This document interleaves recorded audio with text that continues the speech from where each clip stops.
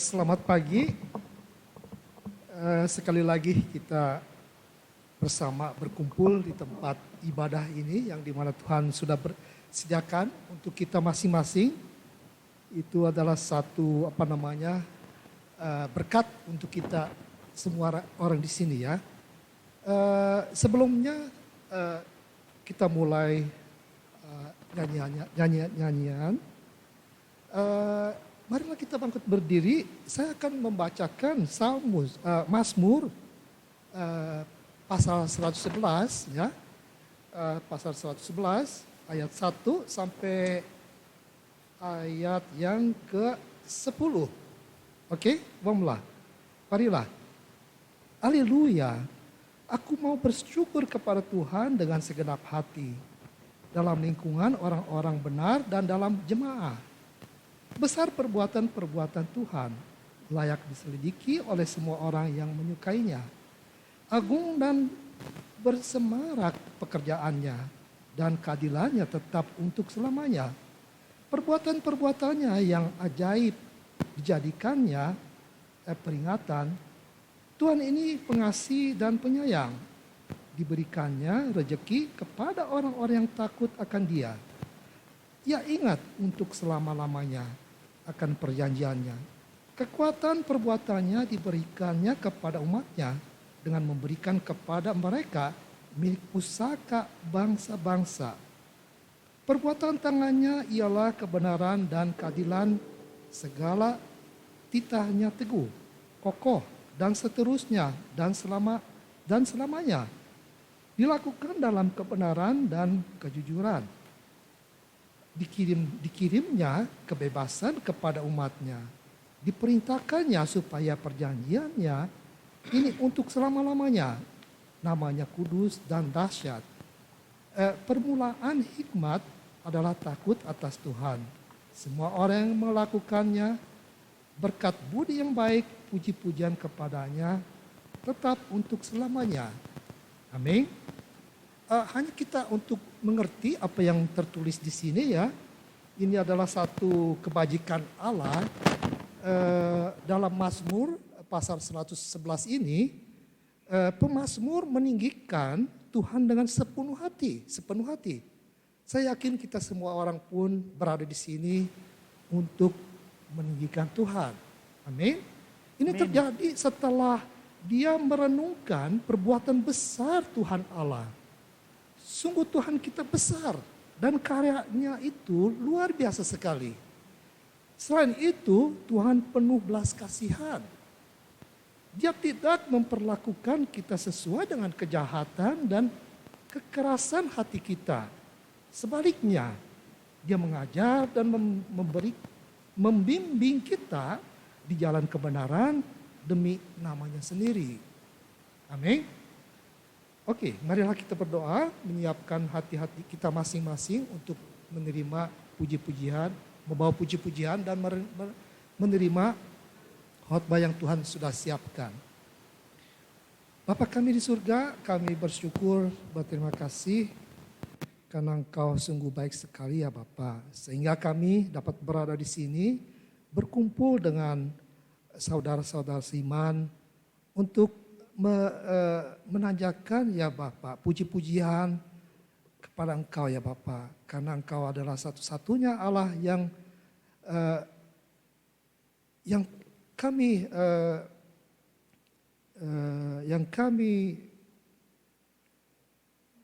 tinggikan ya Bapa. Kami bersyukur sekali ya Bapa, dan tolonglah pakailah kami sebagai alat-Mu ya Bapa, dan juga ini waktu yang Engkau sudah sediakan untuk kami masing-masing.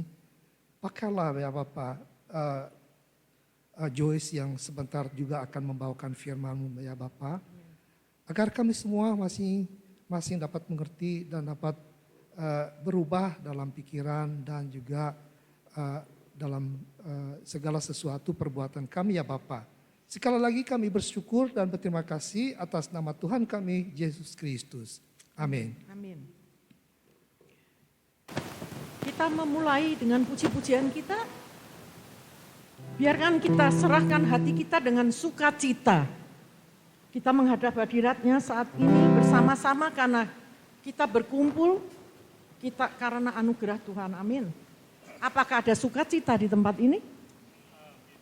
Nyanyi dengan semangat ya, jangan kayak orang mau tidur. Amin. Walaupun umur kita sudah lanjut dibilang idoso, tapi hati kita belum idoso. Kita masih bisa memuji Tuhan dengan sukacita. Amin. Hari ini kurasa bahagia. Ada bahagia? Ada, maka kita menyanyi dengan semangat. Ayo.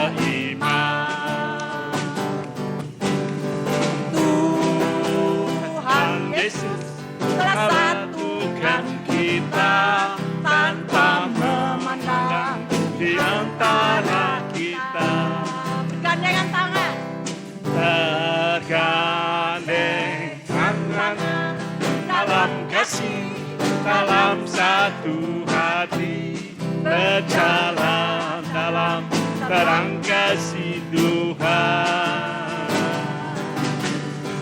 Kau sahabatku, kau saudaraku, tiada yang dapat memisahkan kita. Kau sahabatku,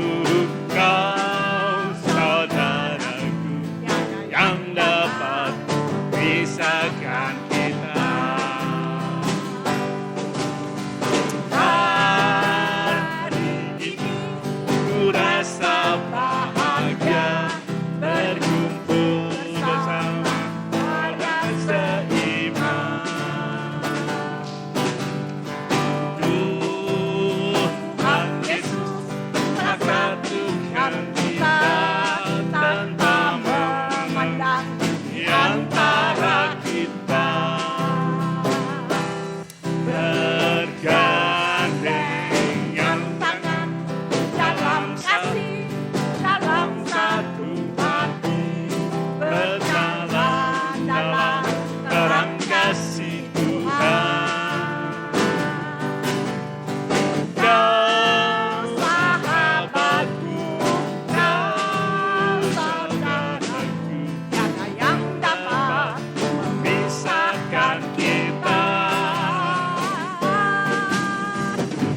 Kau sahabatku, kau saudaraku, tiada yang dapat memisahkan kita.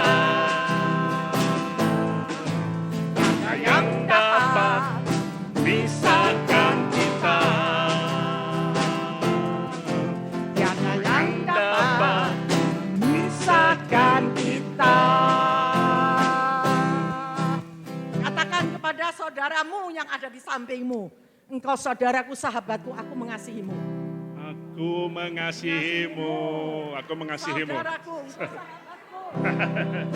Amin, amin, amin, haleluya.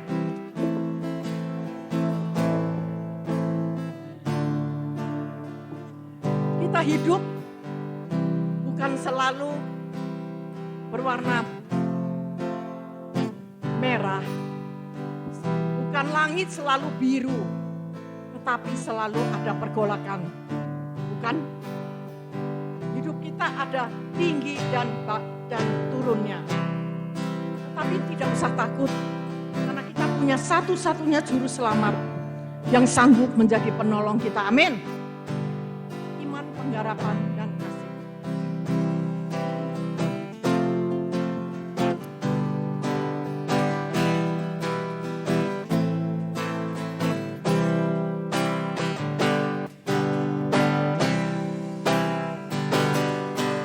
Jangan takut, jangan gentar akan cobaan dunia. Palingkanlah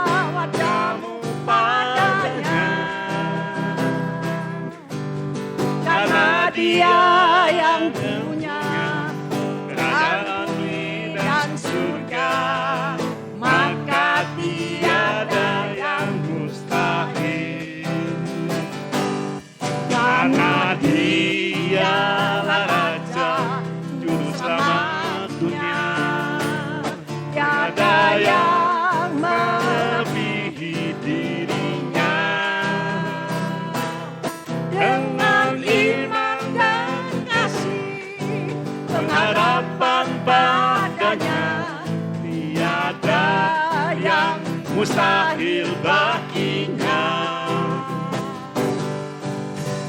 Langkah demi langkah kau kan dipimpin dengan iman, pengharapan, kasih. Karena Dia yang agung dan yang mulia, akan ingkar janji dan setia. Karena Dialah Raja Juru Selamatnya, tiada yang melebihi dirinya. Dengan iman dan kasih, pengharapan padanya, Tiada yang mustahil baginya. tiada yang mustahil. Tiada yang mustahil baginya. Tiada yang mustahil. Tiada Tiada yang mustahil baginya. Amin. Bagi Tuhan Amin, tidak ada amin. yang mustahil. Haleluya. Kita bisa menghadapi segala badai topan maupun gelombang laut yang begitu Haleluya. tinggi. Bersama Tuhan kita bisa mengalahkan segalanya. Amin. Oleh karena itu, kita mempunyai damai di dalam hidup. Karena kita mempunyai Raja di atas segala raja. Juru selamat. Hanya Yesus jawaban hidup.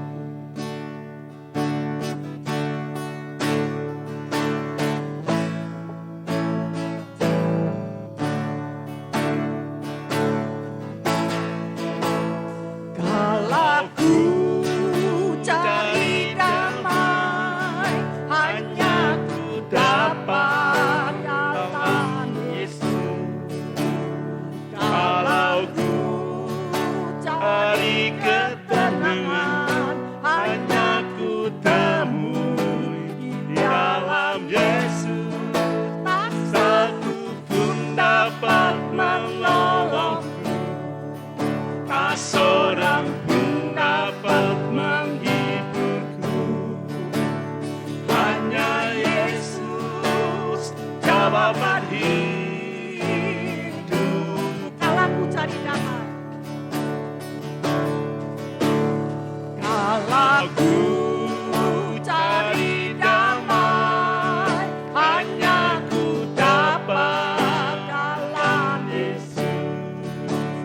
Kalau ku cari ketenangan, hanya ku temui di dalam Yesus. Tak satu pun dapat menolongku, tak seorang pun dapat menghiburku. Hanya Yesus jawaban hidupku.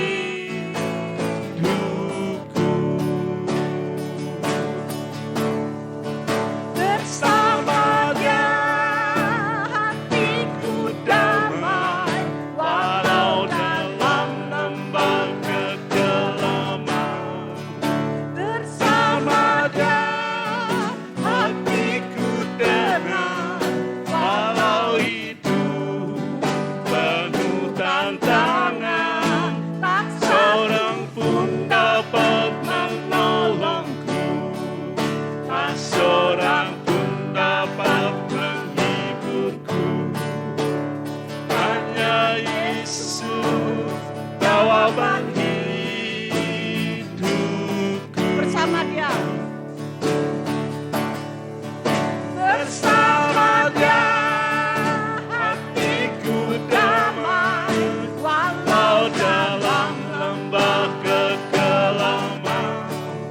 Bersama Dia hatiku tenang, walau hidup penuh tantangan. Tak seorang pun dapat menolongku, tak seorang pun dapat menghiburku.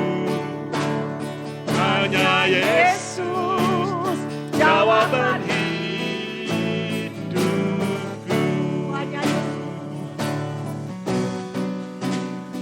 Hanya hanya Yesus jawaban hidupku.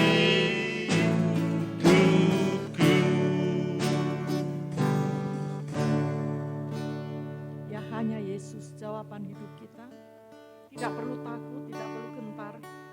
Karena dialah satu-satunya yang sanggup menolong kita. Bersama dia kita tidak pernah takut menghadapi apapun juga. Amin. Dan kita tahu bahwa hanya Yesus yang sanggup mengorbankan hidupnya untuk mengasihi kita dan menebus dosa kita. Kasih Allah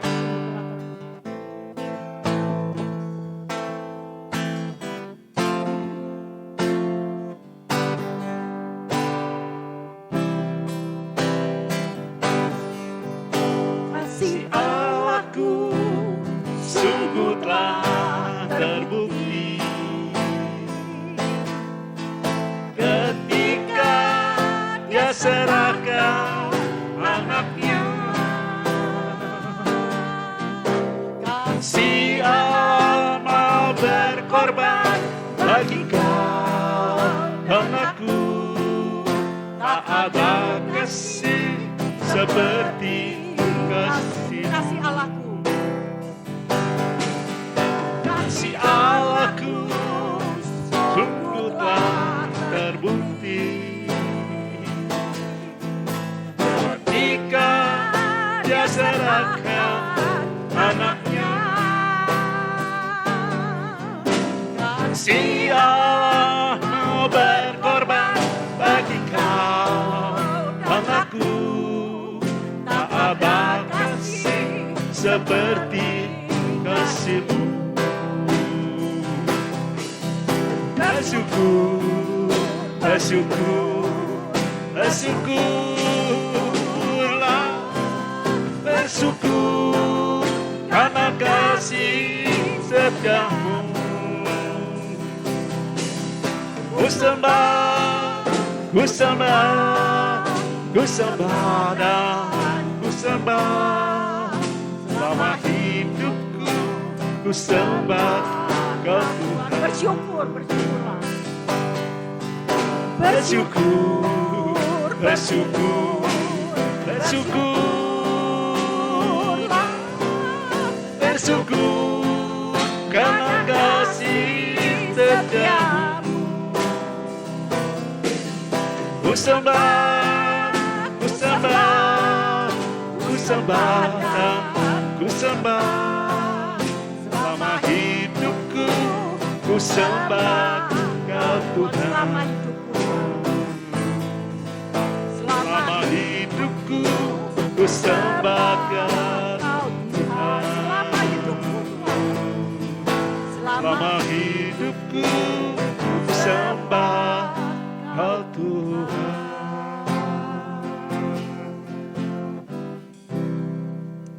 Amin Tuhan.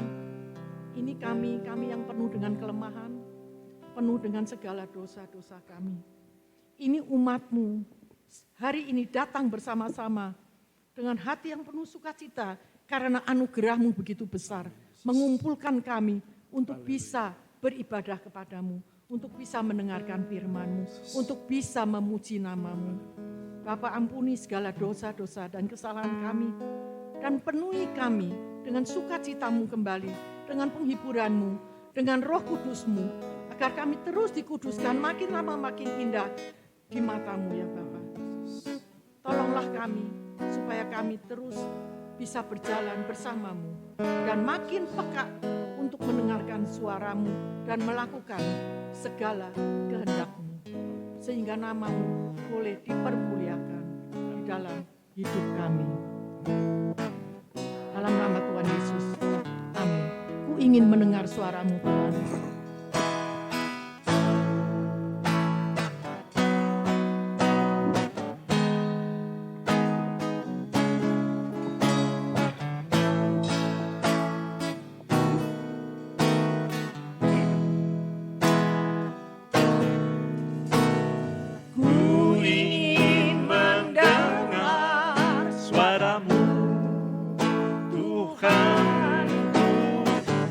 Sadar diciptakan untuk rencana-Mu. mulia. Ku serahkan hidupku padamu, Yesus Rajaku. Dan Perhatikan kehendak-Mu padaku. Ku mau turut selalu dalam rencana-Mu Tuhan, sampai bumi penuh kemuliaan. Ku ingin mendengar Tuhan. Ku ingin mendengar suara-Mu Tuhan. Ku sadar diciptakan untuk rencana-Mu yang mulia. Ku serahkan hidupku padamu, Yesus Rajaku. Dan ku perhatikan kehendak-Mu padaku. Ku mau turut selalu dalam rencana-Mu Tuhan, sampai bumi penuh kemuliaan-Mu. Sampai Sampai bumi bumi penuh kemuliaan. sampai bumi penuh kemuliaan-Mu.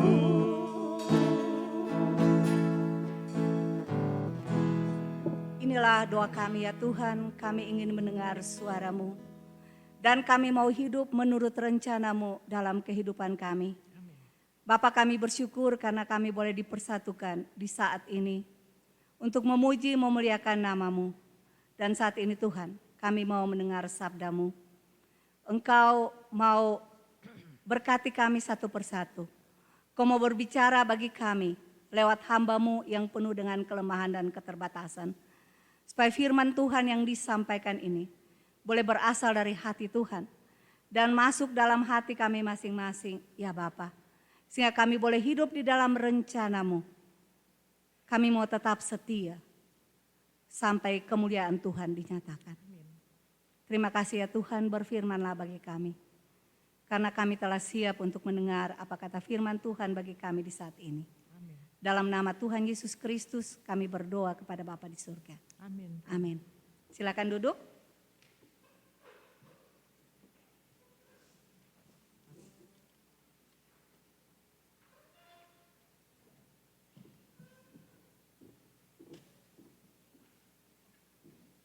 Puji Tuhan, hari ini kita boleh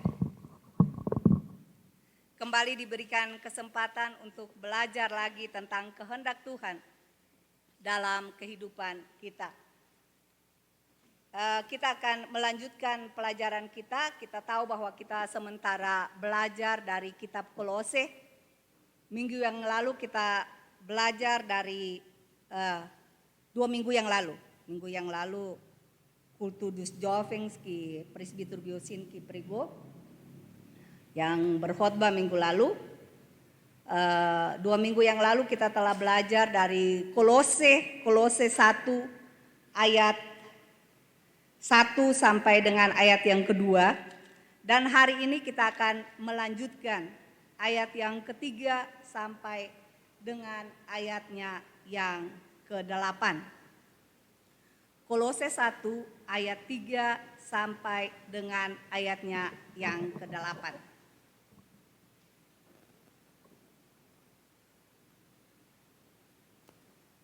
Saya tunggu Bapak Ibu Saudara membuka.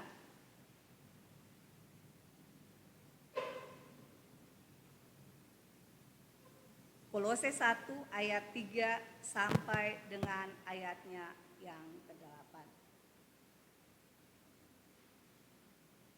Kalau yang sudah mendapat katakan amin.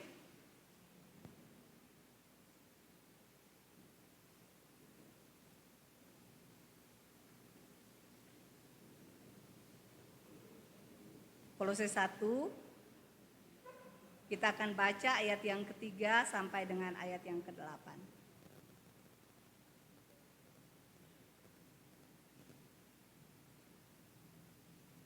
Kita harus bersabar karena semuanya sudah punya umur, mata sudah mulai kurang jelas. Oke, semua udah dapat? Kolose 1 ayat 3 sampai 8 berbunyi demikian. Kami selalu mengucap syukur kepada Allah Bapa Tuhan kita Yesus Kristus setiap kali kami berdoa untuk kamu. Karena kami telah mendengar tentang imanmu dalam Kristus Yesus dan tentang kasihmu terhadap semua orang kudus oleh karena pengharapan yang disediakan bagi kamu di sorga. Tentang pengharapan itu telah lebih dahulu kamu dengar dalam firman kebenaran, yaitu Injil yang sudah sampai kepada kamu.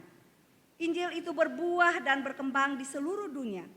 Demikian juga di antara kamu sejak waktu kamu mendengarnya dan mengenal kasih karunia Allah dengan sebenarnya. Ayat yang ke-7, semuanya itu telah kamu ketahui dari Epafras, kawan pelayan yang kami kasihi, yang bagi kamu adalah pelayan Kristus yang setia. Dialah juga yang telah menyatakan kepada kami kasih-Mu di dalam roh. Bapak Ibu Saudara yang Tuhan Yesus kasihi, seperti 2 minggu yang lalu kita telah belajar kenapa surat Kolose ini ditulis. Jadi kita telah pelajari bahwa pada saat itu Paulus sedang berada di penjara. Paulus sedang berada di penjara sementara kita tahu bahwa Kolose bukan jemaat yang didirikan oleh Paulus, tetapi kemungkinan besar dirintis oleh Epafras yang Bapak Ibu Saudara lihat di ayat yang ke-7 ada namanya, semuanya itu telah kamu ketahui dari Epafras. Jadi boleh dikatakan bahwa Epafras lah yang merintis jemaat di Kolose. Kenapa sampai surat ini ditulis oleh Rasul Paulus? Pada saat itu jemaat Kolose walaupun mereka sedang bertumbuh secara rohani, seperti jemaat di Roma, jemaat di Galatia, mereka sedang bertumbuh secara rohani. Tetapi ada tantangan, ada kesulitan yang mereka hadapi karena ada ajaran-ajaran yang bisa mempengaruhi atau yang berpotensi untuk memecahkan gereja saat itu. Jadi ada ajaran-ajaran palsu yang mengancam masa depan rohani dari jemaat Kolose.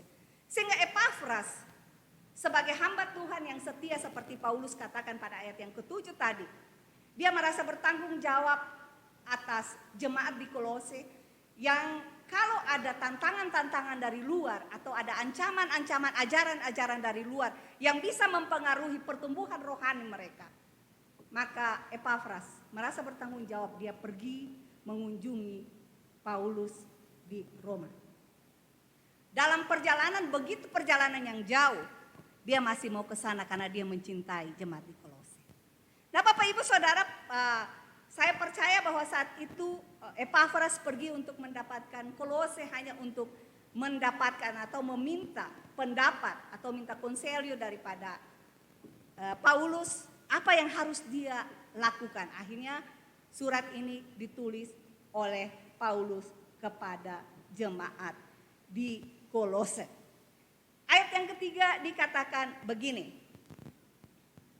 Kami selalu mengucap syukur kepada Allah Bapa Tuhan kita Yesus Kristus setiap kali kami berdoa untuk kamu. Saya mau katakan buat Bapak Ibu, tema daripada ajaran kita firman Tuhan kita hari ini adalah ciri-ciri orang yang hidup di dalam Tuhan.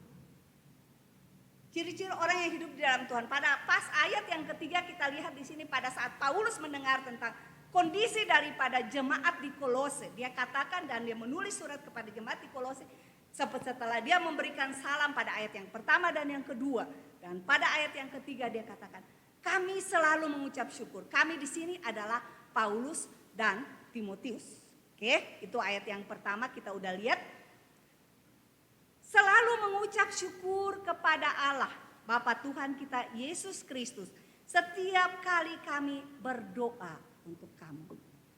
Paulus bilang buat jemaat di Kolose, kami mengucap syukur. Mengucap syukur pada saat apa? Pada saat dia berdoa kepada Tuhan. Setiap kali kami berdoa untuk kamu, kami mengucap syukur. Nanti kita lihat apa yang diucap syukur, apa yang membuat Paulus mengucap syukur karena kehidupan daripada jemaat di Kolose. Tapi saya mau katakan buat Bapak Ibu Saudara, orang Kristen yang hidup di dalam Tuhan adalah orang Kristen yang berdoa. Di sini jelas, tadi kita tahu bahwa Paulus sedang berada di dalam apa? Dia tidak lagi hura-hura. Dia tidak lagi berbahagia. Dia sementara berada di dalam tekanan. Dia sementara berada di dalam masalah. Tapi apa yang dia lakukan? Dia berdoa untuk jemaat di Kolose. Paulus mau katakan kepada kita sebagai orang percaya. Paulus tahu bahwa sebagai orang percaya ada banyak hal yang membuat kita bisa meninggalkan iman kita. Ada banyak hal yang bisa membuat kita meninggalkan iman kita kepada Yesus Kristus. Itu bisa saja merupakan tantangan hidup kita. Bisa saja penderitaan, penyakit. Banyak yang kita lihat. Bukan saja anak-anak Tuhan, sampai hamba Tuhan sekalipun. Ada yang meninggalkan Tuhan karena tantangan hidup. Paulus mengerti akan itu, oleh karena itu kita perlu topangan agar kita bisa bertahan di dalam menghadapi semua itu. Dan Paulus mengerti topangan yang harus dia berikan kepada jemaat di Kolose yang berada di dalam tantangan, yaitu berdoa kepada jemaat di Kolose. Meskipun dia sementara berada di penjara. Bapak Ibu Saudara, saat itu sekali lagi saya katakan bahwa jemaat di Kolose sedang bertumbuh di dalam iman. Namun di saat bersamaan mereka ditantang, mereka menghadapi masalah karena ada ajaran-ajaran palsu yang ada. Jadi dalam surat ini Paulus menegaskan bahwa ia begitu bersyukur karena keadaan jemaat di Kolose. Paulus dan Timotius dikatakan setiap kali berdoa. Jadi bukan sekali, jadi setiap kali dia berdoa kepada jemaat di Kolose. Dan kalau Bapak Ibu Saudara nanti minggu-minggu depan kita akan lihat apa yang dia doakan. Ayat yang ke-9 dikatakan bahwa kami tiada henti-hentinya berdoa untuk kamu. Kami meminta supaya kamu menerima segala hikmat dan pengertian yang benar untuk mengetahui kehendak Tuhan dengan sempurna. Dikatakan mereka tidak henti-hentinya berdoa bagi jemaat di Kolose. Supaya apa? Supaya jemaat di Kolose boleh mengerti dengan benar kehendak Tuhan dalam kehidupan mereka. Bapak Ibu Saudara, kita di Bible Study sudah belajar tentang doa. Begitu banyak kita belajar tentang doa. Kita belajar tentang doa dan saya pernah katakan bahwa ada hamba Tuhan yang mengatakan bahwa doa adalah nafas kehidupan orang percaya. Dan saya meminta Bapak Ibu Saudara sekarang jangan bernafas beberapa detik. Bisa enggak? Kalau doa adalah nafas kehidupan orang percaya, berarti kita selaku orang percaya tidak boleh berhenti berdoa. Amin. Saya minta untuk tidak bernafas beberapa detik aja kita tidak bisa. Kita langsung.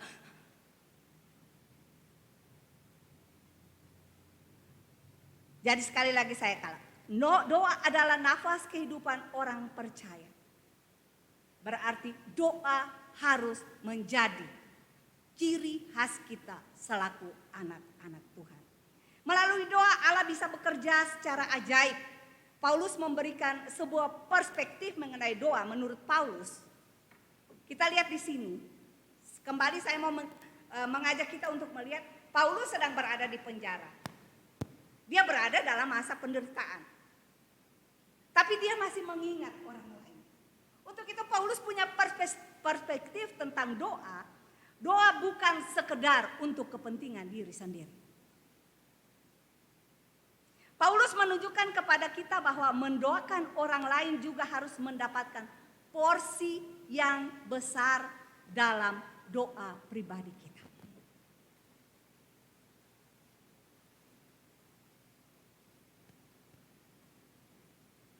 Paulus menunjukkan bagi kita semua bahwa doa adalah sumber kekuatan bagi orang percaya, khususnya bagi mereka yang sedang terguncang imannya. Di dalam pemahaman ini Bapak Ibu Saudara sebagai anak-anak Tuhan, seharusnya kita semakin sering mendoakan orang lain. Tanyakan kepada diri kita masing-masing. Setiap hari pada saat saya berdoa, apakah saya selipkan nama orang lain di dalam doa saya?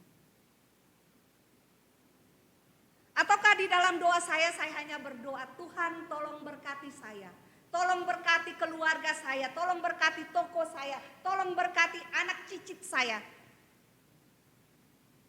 Dan selanjutnya, amin. Tapi hari ini Paulus mau mengajar kita sebagai anak-anak Tuhan, semakin sering mendoakan orang lain. Kalau Bapak Ibu Saudara sampai saat ini masih hanya berdoa untuk diri kita sendiri, sebaiknya kita hentikan kebiasaan kita.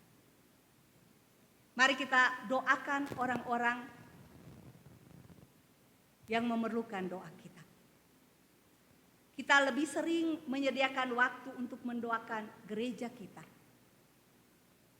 Apalagi sementara gereja kita tidak mempunyai pendeta. Kita terus doakan gereja kita. Doakan hamba-hamba Tuhan, para presbiter, diaken yang mereka berada di garis depan untuk membawa gereja ini untuk terus mengasihi Tuhan. Anak-anak Tuhan yang sudah tidak lagi datang ke gereja, untuk orang-orang yang baru saja bertobat. Itu adalah tanggung jawab kita Bapak Ibu Saudara yang Tuhan Yesus kasihi. Kalau Paulus saja yang dalam penjara masih mau mendoakan orang lain, apalagi kita yang ada dalam kebebasan, kita yang ada dalam hidup hura-hura. Kita punya waktu yang kita sudah menghitung semalam, berapa waktu yang kita punya untuk diri kita dan berapa waktu yang kita punya untuk Tuhan. Berdoa adalah penting untuk pertumbuhan gereja.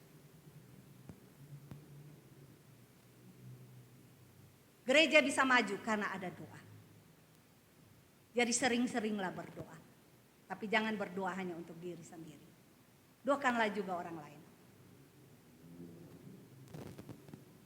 Yang kedua, karena kami telah mendengar tentang imanmu dalam Kristus Yesus dan tentang kasihmu terhadap semua orang kudus. Ayat yang keempat. Paulus katakan bahwa kami selalu mengucap syukur. Kenapa dia mengucap syukur? Dia bilang bahwa dia mengucap syukur karena jemaat di Kolose hidup di dalam iman kepada Kristus. Hidup dalam iman dan kasih. Ayat yang keempat katakan. Iman mereka di dalam Kristus. Alkitab mengatakan, ya Ibrani 11 ayat 1, ada yang bisa sebutkan tanpa melihat Alkitab?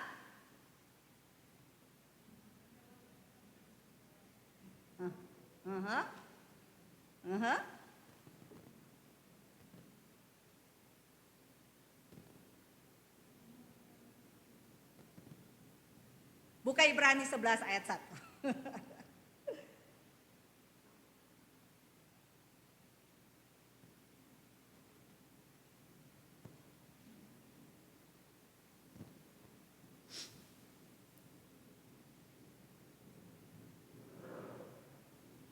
Kita baca sama-sama, 1, 2, 3. Iman adalah dasar dari segala sesuatu yang kita harapkan dan bukti dari segala sesuatu yang tidak kita lihat. Kita lihat Tuhan. Kenapa kita percaya? Kita punya iman. Iman adalah dasar dari segala sesuatu yang kita harapkan dan bukti dari segala sesuatu yang tidak kita lihat. Di bagian yang lain di Ibrani 11 ayat 6 Dibilang manusia berkenan kepada Allah. Orang yang Alkitab mengatakan tanpa iman tidak mungkin manusia berkenan kepada Allah. Jadi iman adalah satu-satunya cara untuk manusia menemukan Allah. Untuk itu Paulus mengatakan kepada jemaat di Kolose, kami bersyukur untuk hidup kalian karena kalian hidup di dalam iman kepada Kristus.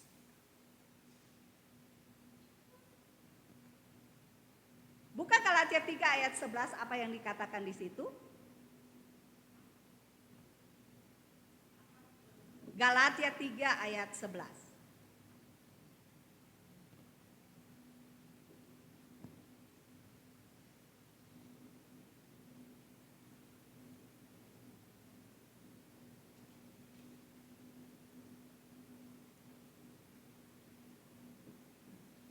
Ada yang bisa baca buat saya?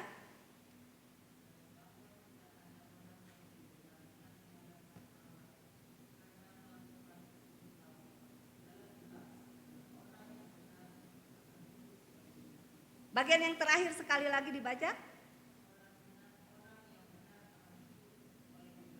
Orang yang benar akan hidup oleh iman.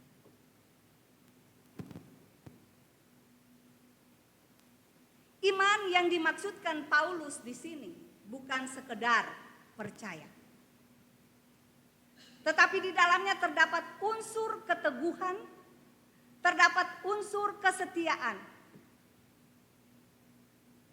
Seperti tadi kita belajar di bawah, kita sudah menerima kekudusan, tetapi tidak cukup sampai di situ. Harus ada proses. Kita harus teguh di dalam kekudusan kita. Dan iman pun demikian. Iman tidak cukup hanya percaya, tapi perlu ada keteguhan dan kesetiaan. Dan kita udah belajar banyak tentang iman. Di Bible Study kita udah belajar banyak tentang iman. Tentang tokoh-tokoh iman kita udah belajar. Jadi Bapak Ibu Saudara, sekali lagi saya katakan, iman bukan hanya percaya, i-akabu. Sampai di sini, saya udah percaya Tuhan. Kan saya udah percaya Tuhan, habis. Saya punya iman kok. Iman harus dibuktikan. Iman harus dihidupi.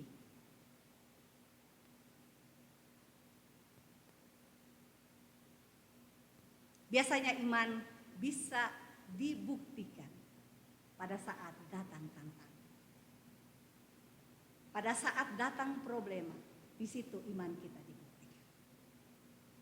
Kalau kita berada dalam keadaan tenang, kita berada dalam keadaan senang, kita tidak punya masalah, kita tidak punya problema, iman cukup.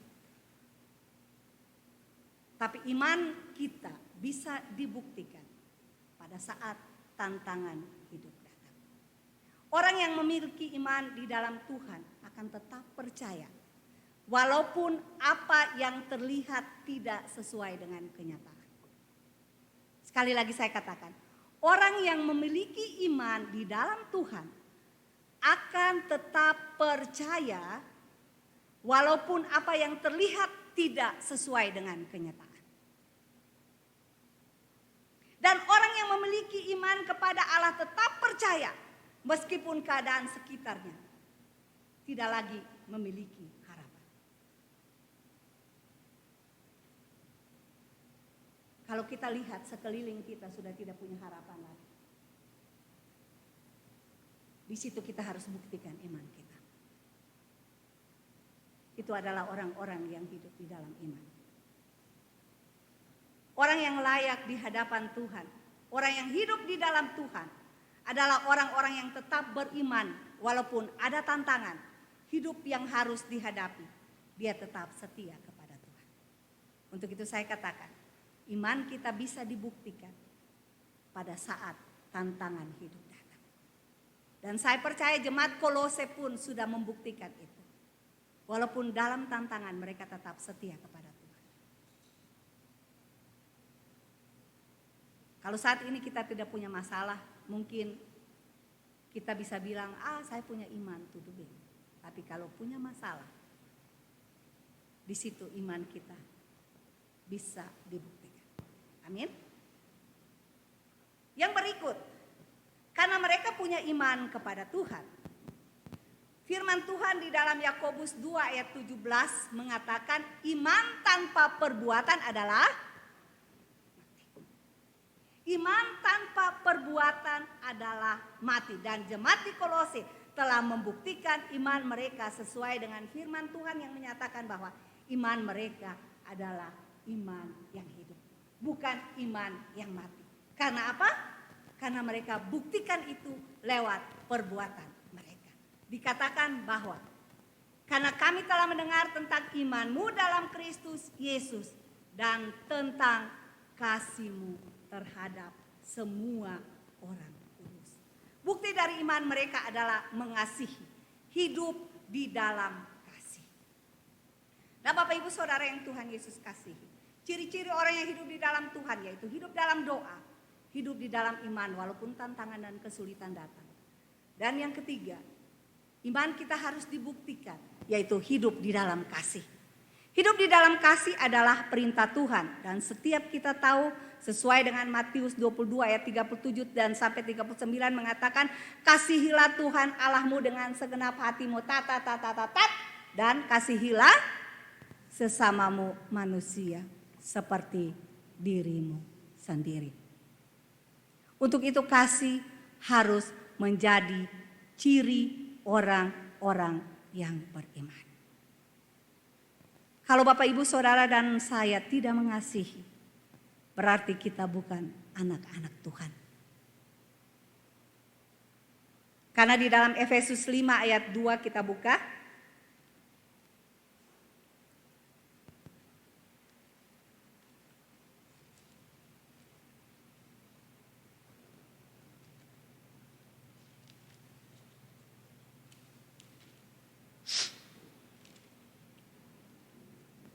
Efesus 5 ayat 2.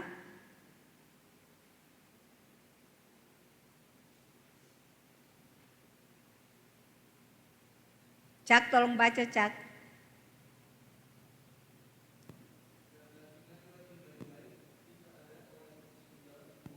Efesus 5 ayat 2.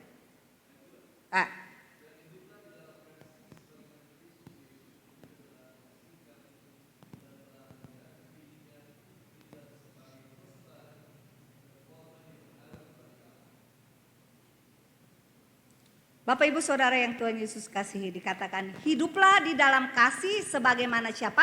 Sebagaimana Kristus Yesus juga telah mengasihi kamu. Tuhan Yesus sungguh mengasihi kita. Kasih Allahku sungguh telah terbukti. Ia telah mengaruniakan anaknya yang tunggal untuk kita. Menebus dosa kita. Untuk itu kita diminta untuk hidup di dalam kasih. Karena Tuhan Yesus, karena kasih Tuhan Yesus, kita bisa hidup saat ini. Untuk itu kita pun harus hidup di dalam kasih Kristus.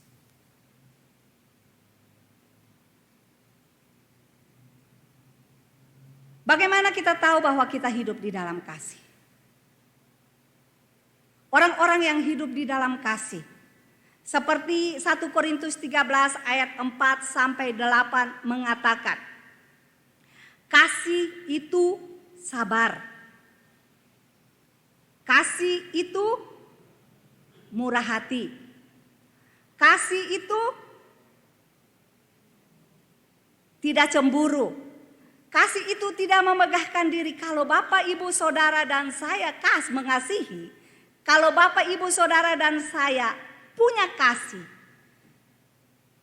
kita adalah orang yang sabar, kita adalah orang yang murah hati, kita tidak cemburu, kita tidak memegahkan diri, kita tidak sombong. Ayat yang kelima bilang, tidak melakukan yang tidak sopan, tidak mencari keuntungan diri sendiri, tidak pemarah, tidak menyimpan kesalahan orang lain, tidak bersukacita karena ketidakadilan, tetapi ia bersukacita karena kebenaran.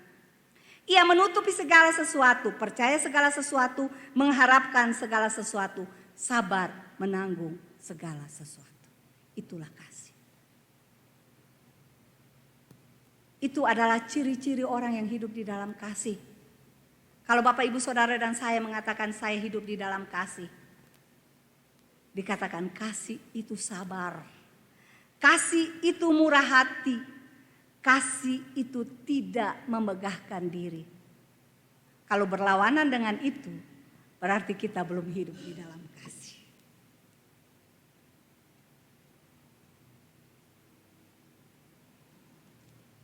Kita kembali ke dalam surat Kolose tadi. Ayat yang keempat dikatakan, karena kami telah mendengar tentang imanmu di dalam Kristus Yesus dan tentang kasihmu terhadap semua orang kudus. Oleh karena pengharapan yang disediakan bagi kamu di sorga. Tentang pengharapan itu telah lebih dahulu kamu dengar dalam firman kebenaran, yaitu Injil. Bapak Ibu Saudara yang Tuhan Yesus kasihi, Paulus bilang begini, saya bersyukur karena imanmu di dalam Tuhan, karena kasihmu kepada orang-orang kudus. Kenapa kamu bisa melakukan semua itu? Karena ada pengharapan yang kamu taruh di dalam Kristus Yesus.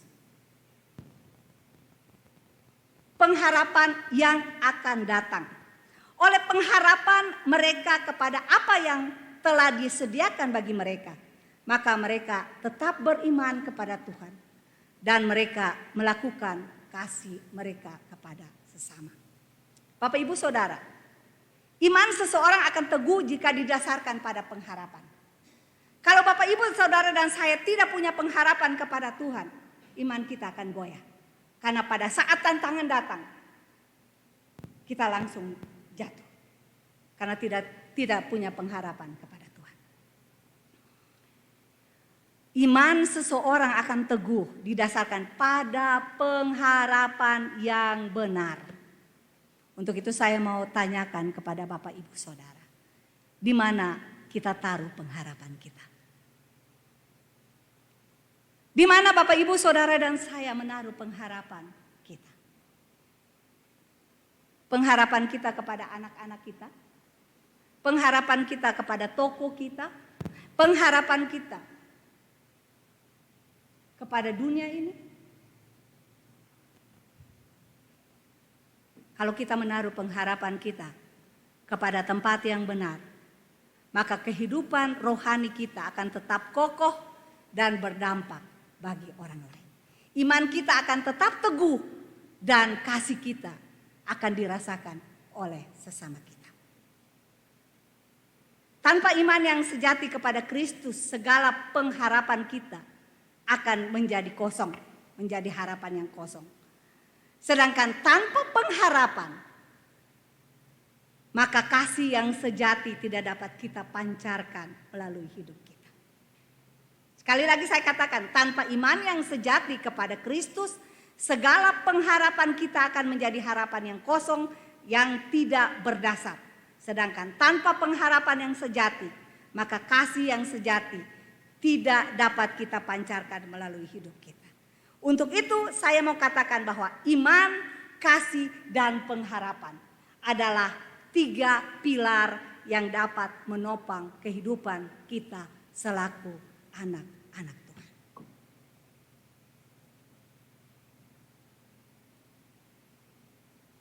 Iman kita kepada Tuhan dan kasih kita kepada sesama, itu dapat kita lakukan karena pengharapan kita kepada Tuhan. Ini adalah 3 pilar yang tidak bisa dipisahkan, yang bisa menopang kehidupan kekristenan kita. Kalau gedung ini, ada pilar-pilar yang menopang gedung ini. Pilar apa yang menopang kehidupan percaya kita? Hari ini kita belajar pilar iman, pilar kasih, dan pilar pengharapan kita. Selain itu jangan lupa berdoa. Selanjutnya dikatakan gini, tentang pengharapan itu telah lebih dahulu kamu dengar dalam firman kebenaran, yaitu Injil. Dan ayat yang ke-6, yang sudah sampai kepada kamu, Injil itu berbuah dan berkembang di seluruh dunia. Demikian juga di antara kamu sejak kamu mendengarnya dan mengenal kasih karunia Allah dengan sebenarnya. Mereka punya pengharapan yang benar kepada Tuhan. Itu karena apa? Kenapa mereka punya pengharapan kepada Tuhan? Kenapa mereka mempunyai pengharapan yang benar, orang-orang Kolose? Itu ayat yang ke-5b sampai ayat yang ke-6 mengatakan bahwa karena apa? Karena Injil yang mereka dengar. Karena Injil yang mereka dengar. Yang kedua karena apa? Karena mereka mengenal kasih karunia Allah.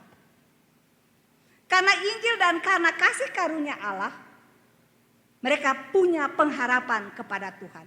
Karena mereka punya pengharapan kepada Tuhan, mereka tetap teguh di dalam iman dan mereka setia dalam melakukan kasih. Bapak Ibu Saudara, hari-hari ini adalah hari yang jahat. Segala sesuatu dipakai oleh musuh kita untuk menggugurkan iman percaya kita kepada Tuhan. Jangan sampai kita tertipu, sebab musuh selalu memakai hal yang terlihat rohani. Hati-hati. Yang tadi kita omong, hati-hati. Jangan sampai kita salah dengar. Kita pikir suara Tuhan padahal suara hantu.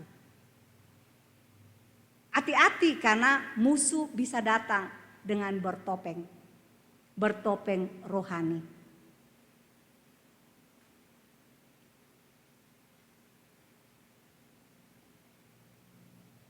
Jangan sampai kita tertipu. Ingat bahwa pengharapan Injil adalah kehidupan kekal bersama Bapa. Injil adalah Kristus sendiri yang merupakan kekuatan Allah yang mampu menyelamatkan kita dari kebinasaan itu. Sebab itu jangan pernah kita biarkan iman kita digeser oleh apapun juga. Karena Injil, Bapak Ibu Saudara dan saya diselamatkan. Karena Injil kita punya pengharapan kepada Tuhan. Karena Injil kita tahu bahwa kita punya tempat di sorga.